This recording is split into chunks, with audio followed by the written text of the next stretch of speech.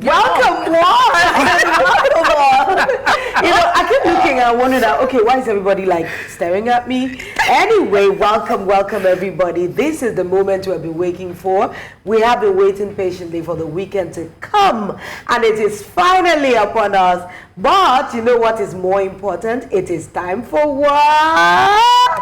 Hot Topic Special! I don't know about you ladies, but anyway, I'm always ready for Friday, and all our hot topics and the special guests we pull in, to get us into some conversations, to talk with us is always amazing. Now, ladies, let me say I loved your conversation with Noble Igwe. Yes, I did. I was so busy, but I was using one corner eye. Great conversation. From hearing the 101 about, who was instrumental to the growth of Afrobeat, because a lot of people do not know some of this history, and it's good that we continue to pull their attention back to it. And on raising girls, yes, I know he has girl children. That was very interesting for me. He has a beautiful family. Yes, very beautiful family. Man. Come on. Advocating for more women to be financially empowered. That is not something you find in the purview of men. True. A lot of them just want to be, I am your provider. And it was very refreshing, to hear that from a man's perspective. Yeah. Maybe when more men do this and show it publicly, a lot of men will know that empowering a woman does not diminish you in any way. For me, if you're queen of old, they were Amazons, they were fighters, they were warriors, they were mothers, they were providers, they were nurturers, they were farmers. Imagine all the things that women did at that time. Yeah. So if you were a king that had such an empowered queen, would you not be sitting at the city gates and just chilling there? Life is easier. She got it together. Even the Proverbs 31 woman that was described to us in the Bible. Yeah. Honestly, she was like the queen I collecting allowances. So that means her husband was chilling at the gate, just using her to brag. Yeah. And it just, I feel like so many men in particular are working against their own enlightened self-interest. Yes. Two heads are better than one. We're in a society and a time where one salary, unless you're in like the 0.5% of our population, one salary is not doing it. It's not going to do it. You have to have conversations, but it also makes you wonder, and Noble said it yesterday, how he's running his family and doing his family and raising his girls was not how he was raised. So he has said that he saw this example, but this is not the way I want to go. And I think we need to see more men come out. Because the point I made was men will listen to men. We can shout and scream all we want. We need this. But at the end of the day, for this empowerment that we want, men also have to be advocates. Look at your daughters. Look at your sisters. Because I think that's what tends to get to men. You can't talk about friends. Look at your daughters. Look at your sisters. And think about the kind of world you want them to live in. I love that. Yeah. All right. But I'm really excited because now Hot Topic Special is also open to our viewers. So not only do we have special guests on Friday, we also have you as a special guest as well when you call into our studio line. So the number is 070-572-7272. So please get ready to join in on the hot conversations today. And there's someone on this table who, I don't know, whether she's happy to see the weekend or is ready for more basketballs. Annie, darling, how are you? I mean, you've been trending everywhere. Let's be honest, guys, if you don't know what I'm talking about, check out our Twitter timeline and Instagram account. We are at News Central TV because, listen, Nigerians are angry and our leaders don't seem to be getting the message. They are refusing to read the room, and now, Annie, they are pledging to stand on your mandate. I want to say, but say first. I almost said first. Annie, are you okay? Annie, are you okay? Are you okay, Annie? Annie, are you okay? Annie, are you okay? Are you okay, Annie? You've been hit by some smooth criminals. I'm sure everybody on this table about their share of trending. Wow. You know, when Nigerians come for you, it's either they're coming correct or they're coming savage. Yeah. They don't have middle ground at all. You know, my thing is this. It's not just about ranting. Yeah. There's room for that, but when and I think you guys know me. There are two things about me. If anyone knows me, they know this. I'm not given to outbursts or rageful outbursts. I'm a quiet Demure. Contain person. Cutesy. And the second thing, and this will counter the first, I don't like injustice. If you ever get to speak to like my family members, when I get angry is when someone is being unfairly treated and I see it. Even if I can't do anything about it, I'll throw myself in the fight and I'll get beaten up. But I just don't like people being unfairly treated. When you were talking about, you were reading the headlines, Tolu, I was sat here and it was almost like I had an out-of-body experience. There are people, I can't tell you how many people in my DMs are asking for money. How many people can I give? I give people, but how much can I give? I need money myself. How much am I going to give them that's going to make a difference to their lives? After that, they spend that money, it's going to be gone in like a week or a day. They're back for more. These are the ones that are talking to me personally. I've heard from other people how people are suffering. A friend of mine sent me, I didn't even read his message, he's blind. He said he needed 2K to just buy pepper 2,000 and cook the rice he has. I didn't even look at the message on time. Lolo, we were here on this show when, I don't know if people remember it, during the protest, when we were covering the protest, there is a video I will never forget for the rest of my life. I know that video. There was an old woman, this woman is older than my grandmother, head full of white hair, she was bent over, frail, she was marching in the protest, she had to be supported by young people. She was on the streets because of hunger. People used to laugh and say, oh, we do 0-0-1-1, then we do 0-0-1, then we do There's no more one. There's only one. Now people are doing 0-0-0-1. That is, we will not eat today, we'll eat tomorrow. Then we will not eat next tomorrow. Come on, people, enrollment in schools is at an all-time low.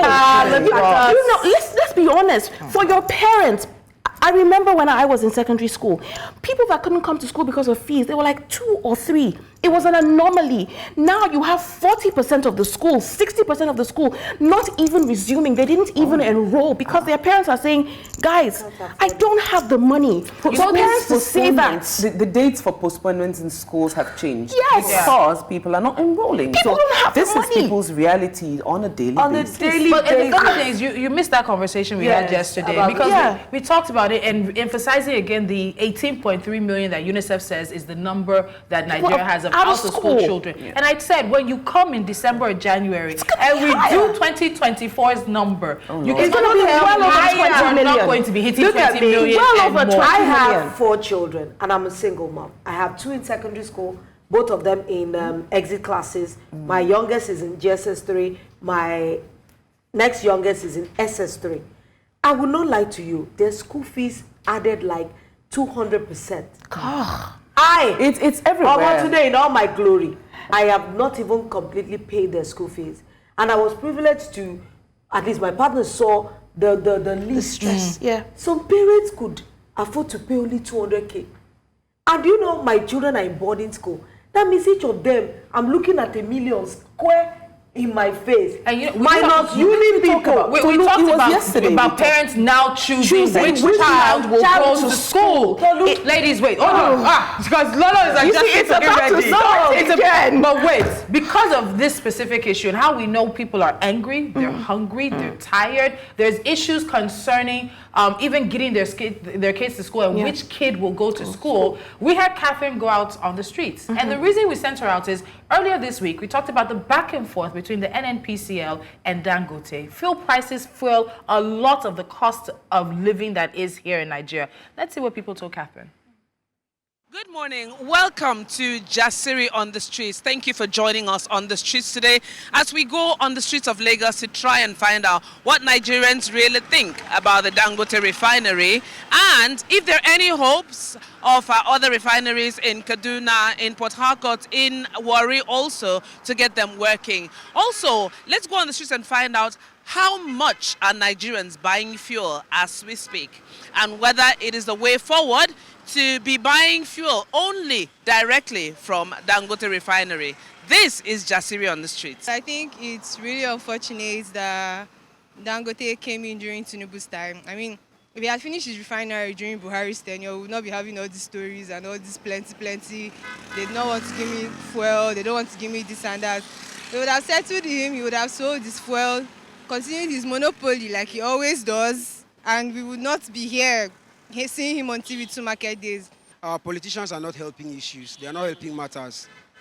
Because I don't know if they would decide to invest in it. Because this is the time they are supposed to support their own. No, because like let's say for now we are having something homemade. No, in our own country. We are not going outside to get it or to get it here or go outside to refine it and come back. So we have something homemade now. So I don't know if they will be ready to invest in it. I bought fuel this morning. I just bought half tank, get about 35 liters. I paid 30,000 naira. So you can imagine on a good day what 30,000 naira fuel can give me then. So you can see the involvement, the coming on stream of Dangote refinery has not really eased the burden of Nigerian fuel situation. I hope that thing works. This fuel hike has affected me like in so many ways. Like for instance, the whole of last week, I was trekking. I had to park my car because there was no fuel. Even the little fuel, I was trying to actually manage it. And for me right now, I am a fashion designer. You know, we basically run on generator or light. So imagine spending 25 liters, that's like times 1 to daily. How much is our profit? It's crazy. That is the weakness of the government. The government is not working. If they can put it straight, if they can put it working, everything will be okay. But in as long as Dangote is there now, I am sure they won't touch it again. And we have to rely solely on Dangote, and you have to dictate the price to us. So whatever price he says he's selling it, we have to abide with it. Well, if his point is that if Dangote claims to be the savior of the oil industry in Nigeria, he should be giving it to us at a cheaper rate. I mean, check it now. It makes no sense. Why should Dangote's oil come out at 800? Why should Dangote even be selling to NNPC? If Dangote refinery can able to work with our government, we are all a government, we are all Nigeria, but if they can work together and figure this situation of hardship out, everything will be okay. If Dangote will be serving us refine our fuel and giving it back to us within the Nigeria, I think everything will be lax. As you can see, Nigeria is happening to all of us.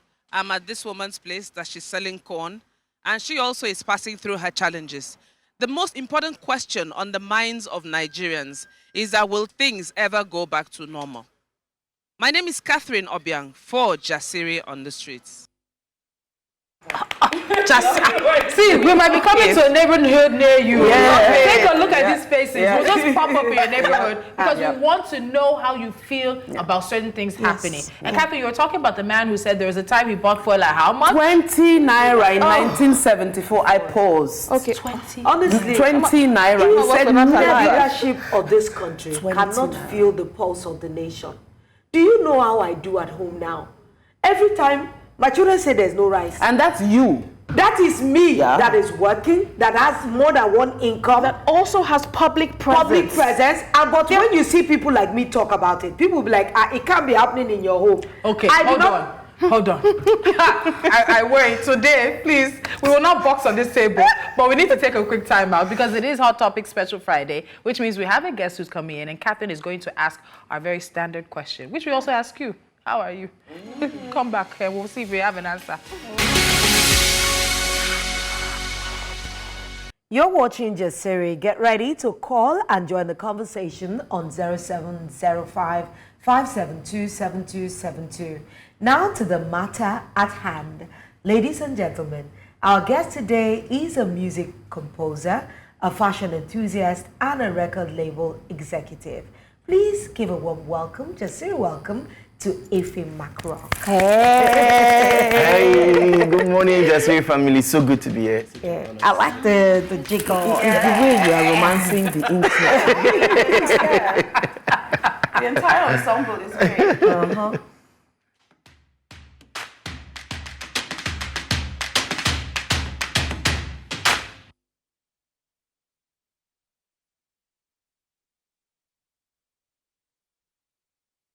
All right, Ife Macrock is in the building. Welcome to the shake away on the hand. I love it when I feel like our guests are ready for us as well. Yes, Let's have it. So, all right, so let's get to it. First of all, I know you're not. Welcome to Jasiri. Welcome. We have Talk a what you want traditional to. routine Okay. here.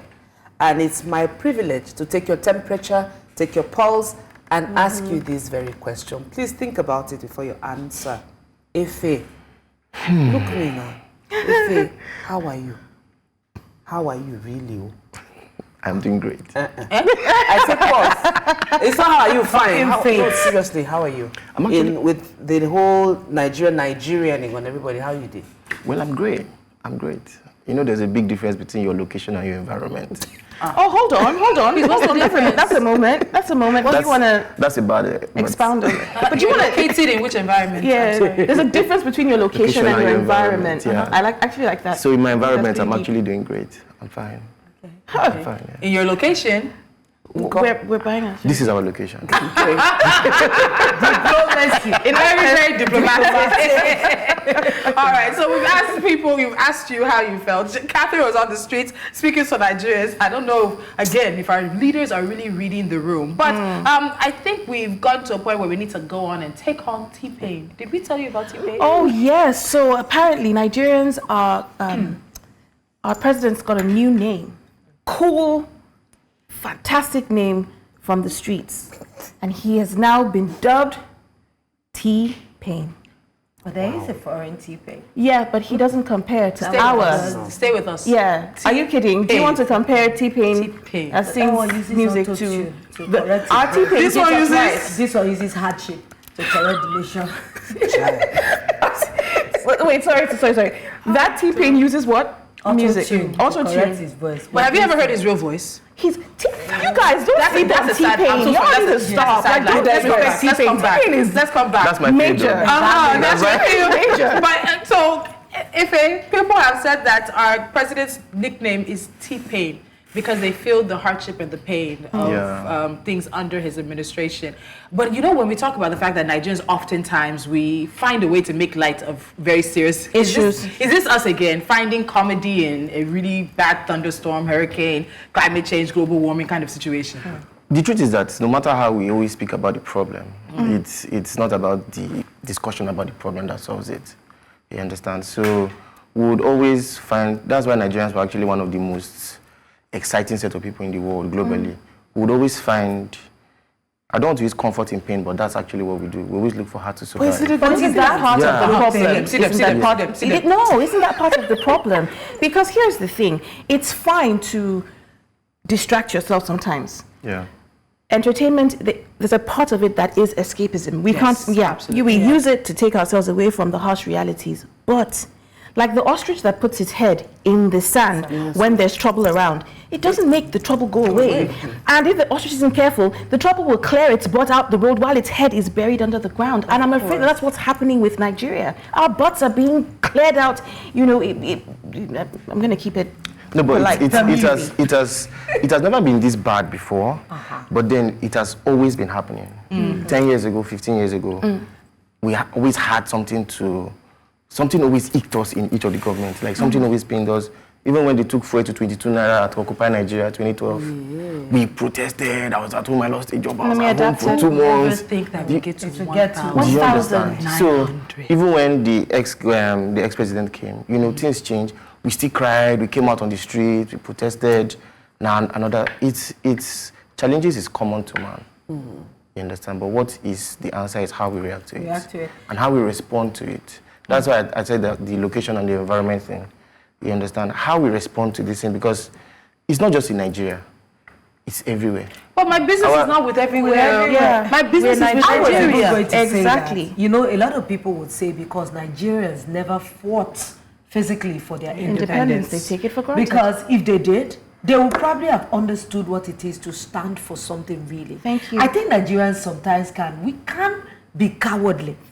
Because when we want to really press for something, sometimes I don't blame them. Because they've never seen it done before them. All our forefathers, our independence was just given to us. They just allowed us go.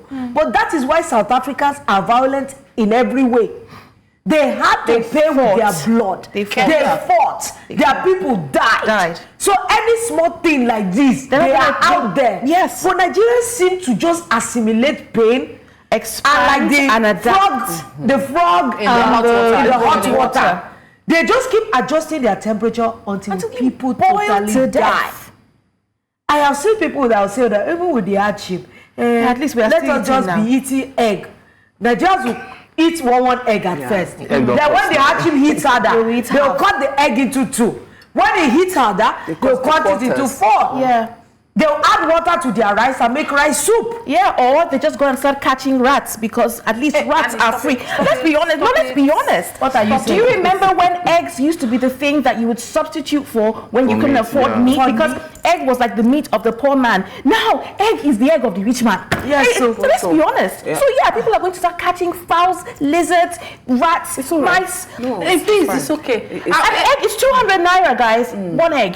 One egg. And one egg cannot even cook. It's not a family of 5. If I want to come back to you, so we talked about the Unity fabric, and I know we've had some calls before, but we were on break. So please call us up and let us know what you think. The First Lady unveiled the Unity fabric. If you look at those pictures, she said that it's for national unity, and it is also meant to be worn on October the 1st. A few more details.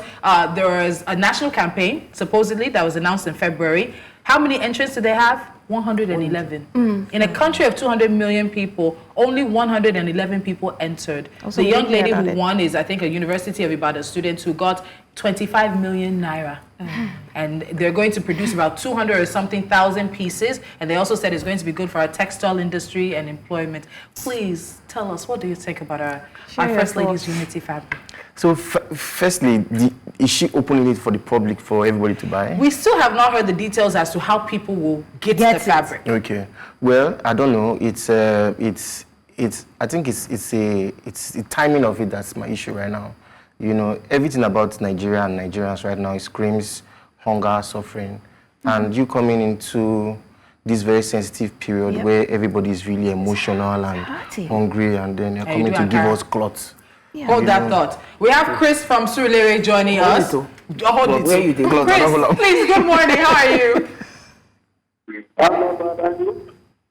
We're good. We can hear you. Can you speak up a bit? Yes, I'm telling you guys. Why I see that the only woman on the studio except one man. I guess today. Okay, I think we're having an issue with the network. Chris, if you can call us back so that we can hear you very clearly. I don't know, ladies, if you got what he said? Okay, so you were holding the thought on, cloth. You want to give us cloth. Hold the cloth. You want to hold your cloth today. So now let down, be fabric. Okay, so basically, like, it's just the timing. It's just the timing that, you know, I think it's not so 100% sensitive. You understand? If you're even saying, okay, this is something from the government to all Nigerians, you know, these are points we have. Let's all unify at 100% subsidized. Nigeria can do it. The government can actually do it. But you know, we have not officially known if it's out for sale, and who are the people that actually. So let's just wait. But I just think that, you know, the timing of a fabric, a national fabric. You understand? Before they say now, who know where I go cut? Who know where I go. But at least I give them props for the fact that they know how to sell their product. Yeah. Look at the ideal, robust family. Well, it's fine, the beautiful Nigerians that they put the cloth on to sell it. Why did they give it to Mark? See your eyes, like, the way you're looking at it. No, it was the robust family I was married. We have a caller from Katsina, ladies. Before Annie takes off black head, we have a caller from Katsina. Please, good morning. Join the conversation. Hello. Hello, good morning to you. Yeah, good morning, gentle ladies and man in the studio. Go ahead, please. Please, I saw the story is very interesting. It is good to wear good clothes anyway. But what if wearing clothes without food on the stomach, will it look good? It will not look good now. So the best thing is to address the stomach first before addressing the body. Thank you. Thank you so much, Obeta. Very valid. I said they chose Nigerians that are well-fed, robust, looking lush. Why can't they put the fabrics on average Nigerians that they see on the streets? Or don't they see those kinds of people that really need this? These people that model this clothing, Do they look like people My that own need is who has the clothing? contract to supply this fabric? They said they need to again. She designed it separate. Like, think about 3 or 4 textile companies have the contract to produce the fabric. I'm going to ask you guys a question. How many people on this table, honestly, before yesterday, had heard about this competition? How many people? Tell the truth. I work in the media. We do this every day. I did not know, and we follow what the First Lady does quite well. I did not know that there was a competition that was launched in February. But those are the things that we need to question. Yes. When I keep saying that information dissemination in this country is a problem limited. I don't even know whether the ministry knows exactly what it is to communicate to the people. If I had heard of this, do you know if I'm interested? At least I have 5 designer friends that probably would benefit from competing in this prestigious competition to design a national fabric for Nigeria. Yeah. Why is it always in a select few? Or a select few that they do these competitions for? Hold on, see, I don't know if this was a Good Friday. No. Let's have it. Temitope is calling us from Ibadan. Temitope, join the conversation, please. Good morning to you. Good morning, ladies and gentlemen. Good morning. Please, can you increase the tenure of your voice? Okay, good morning, the beautiful queen. Good morning. The man there. So, how was the night? This is my first time of watching your program, and I'm interested in your topic. Let me just say, our problem remains out there, but sometimes we think we can solve our problem ourselves, which we can't, like what Lolo was saying the other time. When you check every career officer in this country, they are all corrupted. But we all face the presidency and the governor. Go to all offices in Nigeria, you find that they are corrupted. So how do you want to do with that? Now we are dealing with the issue of petrol in Nigeria now. People are calling for a president head. What about the NOPEC? What about some area we need to check into? When we are protesting, next reason even we protest. I could remember in the 90s when we were shouting about everything must go. Some of my friends were shot down here in Ibadan. We protested on something meaningful. I remember like the last one in Lekki, they protested. That one again. What are the reasons? I mean, why are we protesting? We should know what we are doing. Not only the presidency law, but the people under them, each career office holder, go and see what they are doing in the offices. So that's where the problem is. And the other one is this. Our legal practitioner hospitals and the other area we need to look into. So if you fail in that aspect, we are going nowhere. We are going nowhere in this country. If anybody becomes president tomorrow, we are still running the same system we are running now. Our problem will remain our problem. Not about Igbo, Yoruba, or Hausa. But that problem will still remain the same. We need to look inward when we are protesting. What are we protesting? What is it all about? It's not about one particular tribe that is in there. It's not even this issue now. I love what my brother said the other time. This problem has been a system from before Obasanjo. We are still pushing it now. Why is it like that? All right. I think what you really said, like, for their freedom. But here, okay, Temitope, thank you so much for calling us from Ibadan. It's good to see also that mix of people. In recent times, we've had people call us from Bauchi, Katsina, Ibadan, all around the country, Madugri as well. But just before we move on from that, the president also gave 1,200 bags of rice to his ministers. That's where the tea bag came from. Tea bags to his ministers for palliatives. So the ministers are supposed to work with ministries, state governments, and civic organizations to disperse the rice in the ways that they find acceptable. What do you think about that? So if Nigerians actually get tired of eating rice, what's our option? There's rice. But Gari is still expensive. Gari, there's corn, there's beans. What? What are we? Wait. Rice. Was it every time it's rice? Do you know that rice? Do you know beans is more expensive than rice? Right now, the bag of beans right now. Yes. The things that you will say that these were the sucker of common man. Yeah. Like mackerel fish. When I was growing up, my father wouldn't even eat it. We call it cheap fish. Yeah. That means something dead from Lagos that you buy for the legs. But now, living. Titus. How much Titus is 1 kg? Oh, stop it! Don't even say 6,000 naira. Yes, 6,500. That's like 6,300. That's for like 3 pieces, 3 or 4. Yes, there are many pieces. There are very small, tiny pieces. 2 big Titus would cost 6,200. You say slim fingers. Have you looked at plantain these days? No, just plantain is like 6,000 naira. We have another call. We need to move on. There's a story we want to get to, but we have a caller from Abuja. I don't know what's happening today. I think we're all in the spirits. Good morning. Thank you so much for joining the conversation. Good morning, beautiful ladies and a gentleman in the midst. of the beautiful ladies. I want to talk about this fabric of a thing.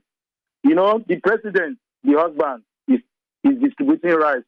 The wife is distributing shebi. So Nigeria should get ready for party. It's a party galore. Understand? Because I don't really know what all these things are. What somebody will just sit down and think about this type of thing. Like, I asked my friend, I said, take me through these people's thoughts. How do they think? Like, somebody will just wake up like this and think about this type of thing. These people that I'm seeing on this screen here, none of them is poor. So, they thought these things are just scripts. They should just continue doing it. They are deceiving Nigerians. It's okay.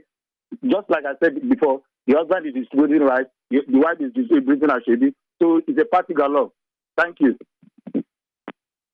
But you know, I didn't think I didn't think about that. It's all one bear. Oh, ni jesemo. It's all one bed. But yeah, we're celebrating. It's just that, you know, I don't know what we're celebrating. I don't know why we're having a party. But let's move on. Yes, before I'll start again, and I don't want to start again. So yesterday, we had Noble Igwe join us on the show. I don't know if you watched our show, and if you haven't, after today, you have to start watching the show. So Noble Igwe was here with us yesterday. We had a very interesting, deep conversation about financial freedom for women.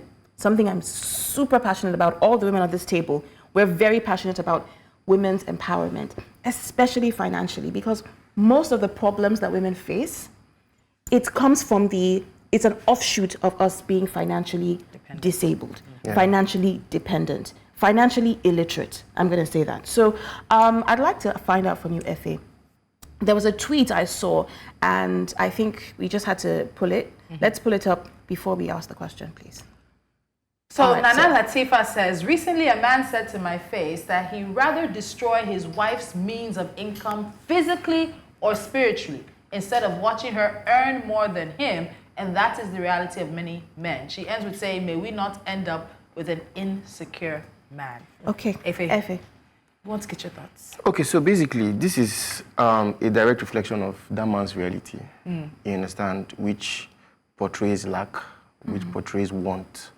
The truth is that if you have an abundant mindset, if you have a wealthy mindset, it's all about having and not needing anything. So it's an answered prayer for your spouse, your wife, to actually be independent, so that there's no form of strain on you as the man. You know, gone are those days where we say the man they pay house rent, they do everything, they do this. You know, that's why marriage is a half. We all come together. I'm not saying the man should not be responsible, but it's a thing of honor when your wife also earns higher or lower than you. It doesn't take away your manhood.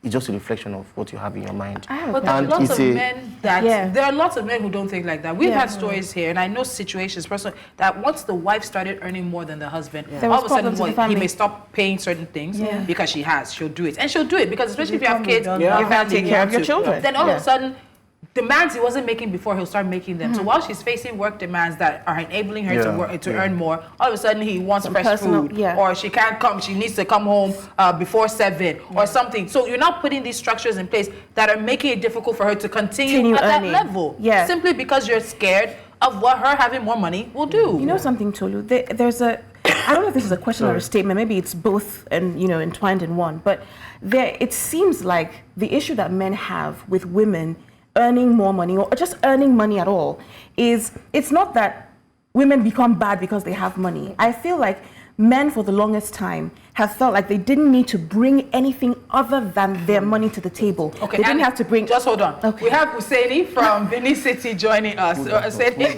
just hold that thought. Hold the fabric.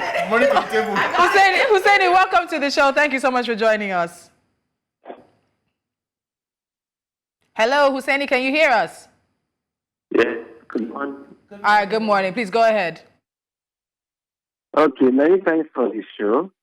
Actually, my point is that, or are we teaching in Nigeria that we continue to get palliative? Are we not growing more than palliative, giving rights and all of that?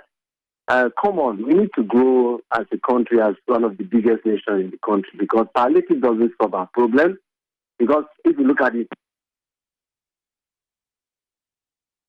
Okay, the call broke, but he made it very, very giving us fish, not not teaching us, telling us to fish. So I was saying that, I mean, money to the hopefully, table. money to the table. So it feels like men sort of used their economic advantage as a crutch. And I'll say it this way. If I bring the money, I don't have to bring emotional presence. I don't have to bring emotional intelligence. I don't have to bring anything extra because I've brought the money. And now that women slowly but surely are getting into positions where they can also earn money, the void is very obvious that, okay, sir, outside of the money, what else do you bring? And I'm wondering if that is not the real problem that men have with women earning money. They don't want to do the work required on themselves to show up in the relationship in a way that benefits the woman other than just financially. Before you take on that answer, we have to pay some bills. We'll take a quick time out. When we come back, the conversation will continue. This is Just Siri on a Hot Topics Special Friday. Stay with us. This is Jasiri on a Hot Topic Special Friday. Our guest is Ave Mac Rock. We've been having this conversation, and Annie put a question to you about men bringing money to the table and thinking that's simply enough. Lack of emotional intelligence, lack of involvement in parenting, and now that dynamic is changing with more women out of the home and more women earning money, and sometimes earning more money than their husbands. So is that the basis of the insecurity? Where is this insecurity coming from? And as I was saying off the break, there are men who have locked their wives inside the house physically so that they don't go to work, so that they don't go for an interview. They found ways to sabotage their progress as they see their women climbing higher in their career. Should I bust your brain? There was a man who always tied his wife at the back of his house to a tree a couple of years ago, to a tree, naked. We know the story. Yeah. I know the story. Please tell the story. Tell the story. That the security were not even allowed to untie her. And that if you passed their gates in a certain way, you could have seen her. Yeah. I know this. What? Yes. When did this happen? Oh, couple in this Lagos, in VI Lekki side. In VI side, actually. Please, you have to answer the question. Yeah. I know the story. Yep. We know the people. We're about to go. You know the people. Yeah. We did them. Yeah, we did them. We know the. I'm surprised Lolo does not remember. Okay. Go ahead. I don't know the story. Think of it is so scary. Go ahead. Yeah, please go ahead, answer. So, like we're saying, I would say you see this physical money that's causing problems, insecurities. Actually, like, is in the lowest spectrum of the abundance scale. Money is the, if your energy and your excitement is on money, it's a byproduct. You understand? It's your emotion for money, your insecurities for money, your attitude towards money just reflects how abundant you are in your mind. A lot of men these days are not abundant. They don't have the abundant mindset. That's why you see reflections of insecurity. Insecurity is the effect of the cause, which is lack of abundance, which is negative energy, which is a negative vibration. You get it? Now, that's actually one of the issues we have in Nigeria. A lot of us are not. A lot of men, a lot of human beings basically are on the low spectrum. Okay, hold that thought. Low spectrum, hold it again. Dina is calling us from Abuja. Welcome to Jasiri. Thank you so much for calling us. Join the conversation. Hi, good morning. Good morning. Yeah, I really thank you guys for what you're doing. I've been watching you guys since the start of the year. I really appreciate you guys. Now, I'm just going to talk about two things. The first lady and the material she's bringing. I don't think it is a good idea at this time. It's just a waste of our resources. It's a total waste. Like right now, I am missing Patient Jonathan. I am missing Stella Obasanjo right now. It's painful that we're in this kind of situation, but it is what it is. About the second topic you're talking about women bringing or any more than men, I believe as an Igbo man that when your wife steps out of the house and she's looking good, automatically everybody is thinking of the husband. Who is her man?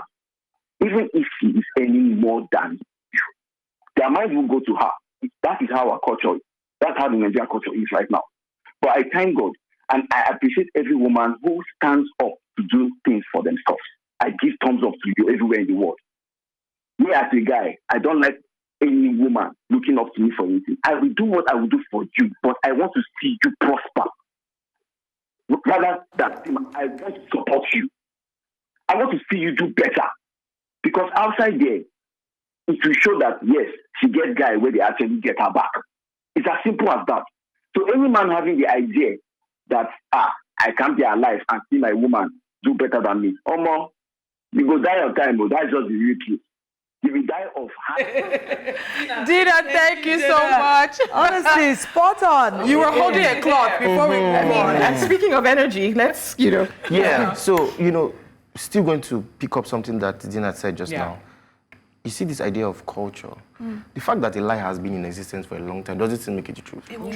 Culture is culture. Yeah. Nobody said this is a law. It's not a law.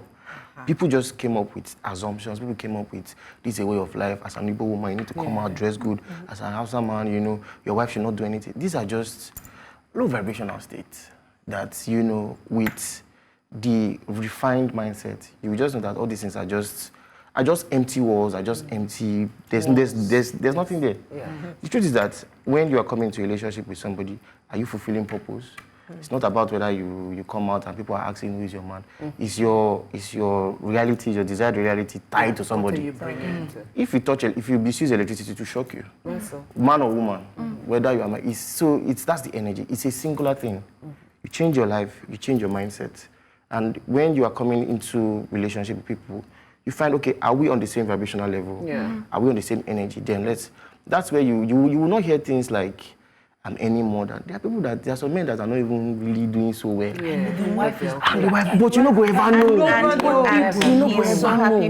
ever know. Yeah, I know that if we allow this man and his I'm taking his vibration. He needs to go to one of his vibration. Honestly, he's very oily. His vibration is very oily. Maybe oil don't cost that. It's an oily vibe. It's very oily vibe. It's a slippery vibe. Please, let Catherine lay the groundwork.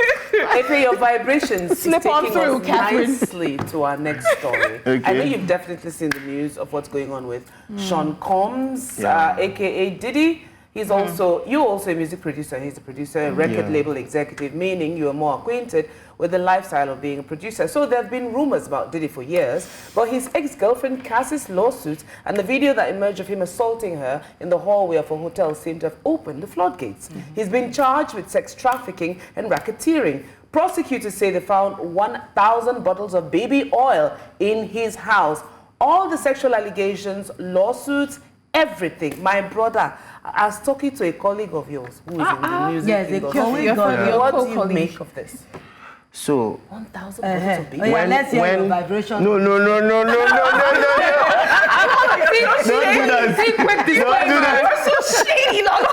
Quick disclaimer. So in life, basically, what you sow, you reap. No matter how long it takes, no matter how it might take years, we could see the likes of R. Kelly, we could see the likes of Bill Cosby,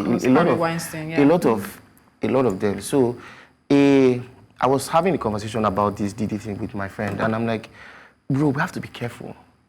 It might look like nobody is. You're getting away with it now. Yeah, but then it might just come from a chat, come from a recorded video, something that you don't understand. In the next 15 years, when you're coming up for a political office now, you will not say 10 years ago, this was what happened, this was what, so it was a call for me to, be careful, be very careful. Just do what is right. Yeah. Look at now, for instance, see Diddy now, he has all the money, he has girls, he has everything, but see we think one cast down. Don't forget R. Kelly in this mix. So let's quickly talk about that. These are premium artists, and for me, R. Kelly's music is forever tainted. Yeah. When I was on radio, once it happened, I stopped playing R. Kelly. People were like, I'd be in a shop and they're playing. I'd be thinking, do you not know what music you're playing? Yeah. So right now, as much as Diddy's legacy is tied to hip hop and R&B for a lot of us, do you know how many songs now that you can't listen to, or when you listen, are we going too far with subsuming the artist and his art, or should we separate the artist from his art? Oh, that's a good question. So this thing happened to Naimali too. Some months ago, like a year ago. When everybody started, cutting out his music, by cutting his, But the truth is that if because of our wrongdoing, it's going to suffer on our work, I won't call it a fair judgment. It's just like when somebody wants to sue a company and suing the owner of the company. You understand? You can come and say, I want to sue New Central and I want to sue Lolo. Me suing Lolo now, it doesn't have anything to do with New Central. My music is my form of art and my expression. So I'm going to disagree with you a little bit. Let me tell you, I'm going to disagree with you a little bit. Sorry, Lolo, because here's the thing. The fact that these people were able to do these crimes for such a long time, get away with them, destroy so many people's lives. It was because of the money they were making for the business they were doing. Yeah. And so if you continue to support the business, you continue to put money into the pockets of abusers, and then you perpetuate and institutionalize the abuse, which is what has been happening for such a long time. People come into the entertainment industry, and it is almost a given that you are going to be sexually assaulted in some way, shape, or form if you are an underling. For you to get anywhere, you have to kiss the ring, you have to open the legs, you have to put your mouth on the thing. My point is this: people use the money they make to abuse other people. And I feel like these are the things that entertainers need to speak more decisively on. We can't just be on the fence and be like, well, let me just add to what 1 minute and a half. I want to know, would you say that entertainment enables corruption of mind and morality? No. It's not just entertainment. It's human beings. It's a human thing. Yeah. Now, everybody were pointing hand on Diddy, the same way we pointed hand on at R. Kelly. They say now thief where they catch, not be thief. You understand? It's because he has been caught and he has been exposed. That's why. But before he was caught, we're still diving into it. We did not know. Before we were aware. Before we were aware, we were still diving into it. We're still supporting him. We're still listening to it. But now, the truth is that there's still a lot of them that are not even known, that we are still diving into. So if we are to come with our clean hands security, let us say, you know what, anything music. So this is my final question. So Harvey Weinstein, the Hollywood producer, is the person that many people link to the Me Too movement. It was the Me Too movement that really took him down. Bill Cosby, Me Too movement. R. Kelly, Me Too movement. Now Diddy is an offshoot. Will we ever see the Me Too movement come here? You guys are in Nollywood. You're in music. You cannot tell me that there are not people like this in this Nigerian entertainment industry. And we are still watching their films. And we are still supporting them because we don't know. You don't know? So ignorance is not a defense.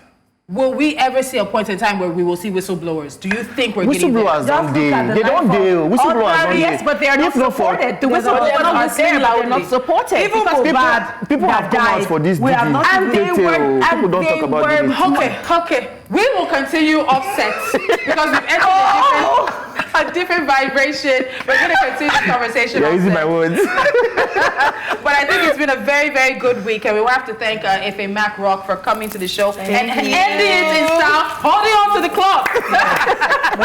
Thank you for being our guest. To all our callers from across the country today and in the whole week, thank you so much for joining us. Please continue tagging, commenting. Annie is still burning up social media, and we want to see it. And to our whole production crew, cameramen, producers, technical directors, music, sound, all of it, thank you guys so much for helping us do what we do. 10 a.m. West African time on Monday. Make it a date because we're bringing the fire, the juice, and the sauce right here on Just Siri.